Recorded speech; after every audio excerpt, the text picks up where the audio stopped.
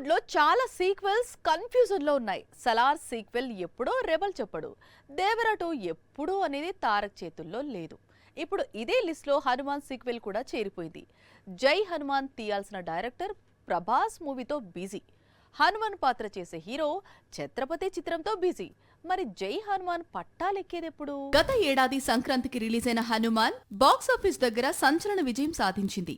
Telugu cinema Sankranti సీజన్లోనే అత్యధిక వసూలను కొల్లగొట్టింది. అలాంటి చిత్రానికి సీక్వెల్ అనగానే నిజానికి ఈ ఏడాది సంక్రాంతికి జై హనుమాన్ సీక్వెల్ రిలీజ్ చేయాలి. కానీ దర్శకుడు ప్రశాంత్ మాట తప్పాడు. గత ఏడాది హడావుడిగా జై హనుమాన్ ప్రాజెక్ట్ ను తెరకెక్కిస్తున్నట్లు ప్రకటించాడు ప్రశాంత్. హనుమాన్ పాత్రను కన్నడ హీరో రిషబ్ శెట్టి పోషిస్తున్నట్లు తెలిపాడు. కానీ ఇప్పటికీ రిషబ్ ఇంకా కాంతారా ప్రీక్వెల్ పనులోనే బిజీగా ఉన్నాడు.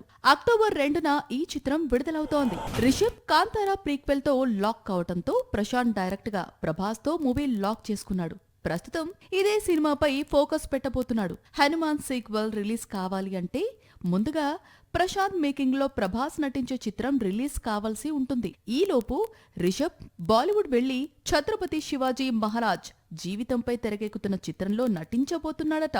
మొత్తంగా జై హనుమాన్ రిలీజ్ ఇప్పట్లో ఉండే అవకాశం కనిపించడం లేదు.